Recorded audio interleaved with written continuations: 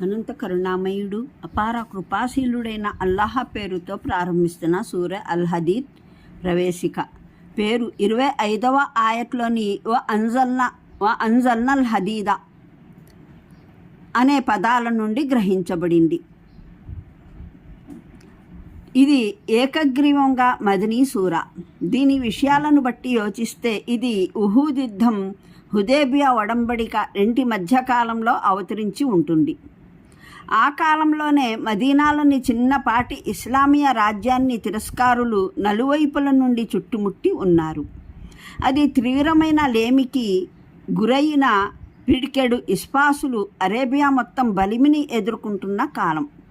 ఇటువంటి పరిస్థితిలో ఇస్లాం అనుయాయుల నుండి దానికి కేవలం ప్రాణత్యాగమే కాదు, ధనత్యాగం కూడా అవసరమయ్యింది. ఈ సూరాలో ఇదే త్యాగానికి బలంగా ప్రేరేపించడం జరిగింది. ఈ అభిప్రాయాన్ని 10వ ఆయత్ మరింత బలాన్ని చేకూర్చుతుంది. ఇందులో పరమప్రభువు విశ్వసించిన వారి సముదాయాన్ని సంబోధించి, విజయానంతరం ధనం ఖర్చు చేసేవారైనా, దైవ మార్గంలో పోరాడేవారైనా, విజయానికి పూర్వం ధన ప్రాణాల త్యాగం చేసిన వారికి సమానులు కాజాలరని ప్రకటించాడు. దీన్నే ఇబ్ను మర్దూయా ఉటంకించిన హజరత్ అనస్ రజియల్లాహు అన్హు ఉల్లేఖనం బలపరుస్తుంది. అందులో ఆయన అలం యాని లిల్లజీనా ఆమెను అంతక్షా ఖులూబుహుం లిజిక్రిల్లాహి అనే ఆయత్ని గురించి మాట్లాడుతూ, ఖురాన్ అవతరణ తర్వాత 17 ఏండ్లకు విశ్వసించిన వారిని కుదిపివేసే ఆయత్ అవతరించిందని అన్నారు. దాన్ని బట్టి అవతరణ కాలం హిజ్రీ శకం 4 లేదా 5వ సంవత్సరం అయినట్లు నిర్ధారణ అవుతుంది. దీని ప్రధాన విషయం దైవ మార్గంలో ఖర్చు చేసే నిమిత్తం ఉపదేశించిన ఇస్లామీయ చరిత్రలోని అత్యంత సున్నితమైన కాలంలో అరేబియాలోని అజ్ఞానంతో ఇస్లాం నిర్ణయాత్మకమైన పోరు సలుపుతున్నప్పుడు ఈ సూర ముస్లింలను ధన సంబంధమైన త్యాగాలకు సమాయత్తపరిచేందుకు అవతరించింది.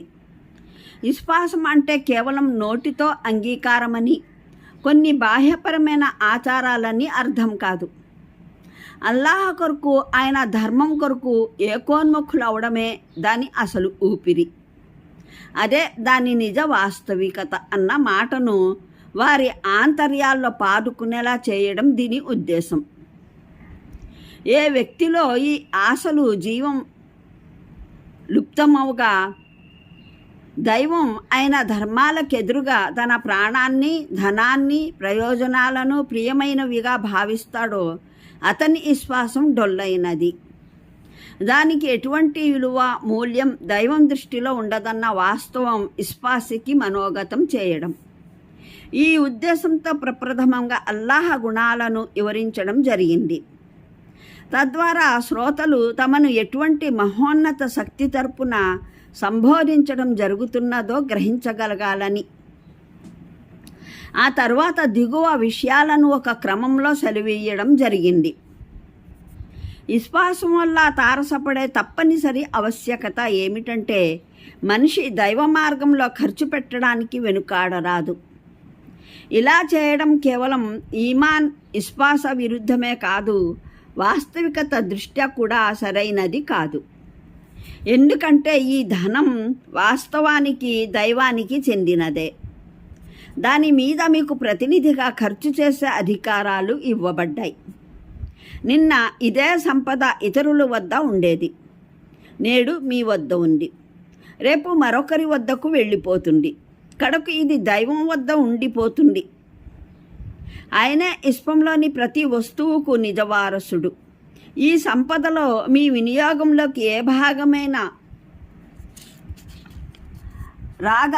రాగలగదంటే, ఈ ధనం మీ ఆధీనంలో ఉన్న కాలంలో మీరు దైవ మార్గంలో ఖర్చు పెట్టిందే. దైవ మార్గంలో ధన ప్రాణాల త్యాగం చేయడం ఎట్టి పరిస్థితిలోనూ ఎంతో విలువైనదే. అయినప్పటికీ ఈ త్యాగాల అసలు విలువ సమయం, సందర్భాల విషమస్థితిని బట్టి నిర్ధారితం అవుతుంది. ఒక సందర్భం తిరస్కార శక్తి బలోపేతమై ఉంది. ఇస్లాం దానికి ఎదురుగా లొంగిపోయే ప్రమాదం అనుక్షణం పొంచి ఉన్నటువంటిది. రెండవ సందర్భం, ఇస్లాం తిరస్కారాల సంఘర్షణలో ఇస్లాం పళ్ళెరం బరువైనదై విశ్వాసులకు సత్యవిరోధులకు ఎదురుగా విజయాలు ప్రాప్తమవుతూ ఉండేది. ఈ రెండు పరిస్థితులు తమ ప్రాముఖ్యత రీత్యా సమానమైనవి కావు. అందువల్ల ఈ విభిన్న స్థితుల్లో చేసే త్యాగాలు సైతం తమ ఇలువ రీత్యా సమానం కావు. ఇస్లాం బలహీనమై ఉన్న రోజుల్లో దాని సమున్నతి కొరకు ప్రాణాలొడ్డి కృషి చేసిన వారి ధనం వెచ్చించిన వారి స్థాయికి ఇస్లాం ఆధిక్యత పొందిన స్థితిలో దాని ప్రగతి వికాసాలకు ధన ప్రాణాల త్యాగాలు చేసేవారు చేరుకోలేరు. సత్య మార్గంలో ఏది ఖర్చు పెట్టినా అది అల్లాహ్ పూచీలో అప్పు లాంటిది.